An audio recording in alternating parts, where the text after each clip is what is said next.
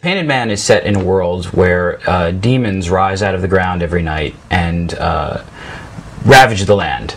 And they tend to hunt and kill any person they can find, and the only way to protect yourself from them is to hide behind magical symbols called wards, through which the demons cannot pass. The story is about three characters who grow up and realize they don't want to live like that anymore. It follows their lives from childhood to adulthood, showing how each one of them has been scarred by demons as a child, and how they grow up to overcome that fear and find that there's a larger world out there than they realized.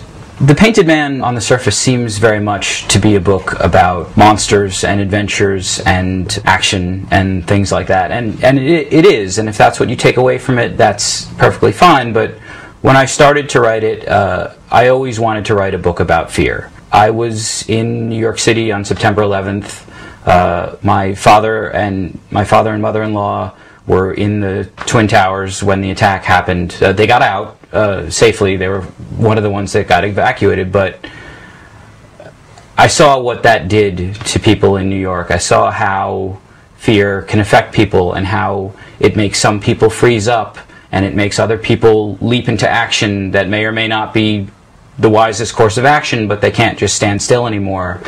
And I wanted to write a story about that. So certainly a lot of things in the book were influenced by the War on Terror and by what was happening in the world at the time, but not in a particular way. If you're looking for a political commentary or something like that, you're not going to find it in this book. It's not meant to be there. What I wanted to do was create a world that was just as complex as what's going on in the world now, and that raises the same kind of ambiguous moral questions and makes you wonder about the difference between good and evil and what fear does to people.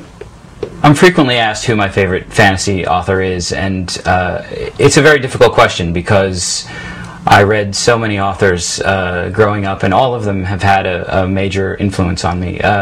The first book without pictures that I ever read that wasn't assigned by school was The Hobbit. So obviously I'm very rooted in traditional fantasy. From there I read a lot of Terry Brooks, and as I've said, Terry Brooks, particularly The Elfstones of Shannara, set the groundwork for what I wanted to do in writing and fantasy.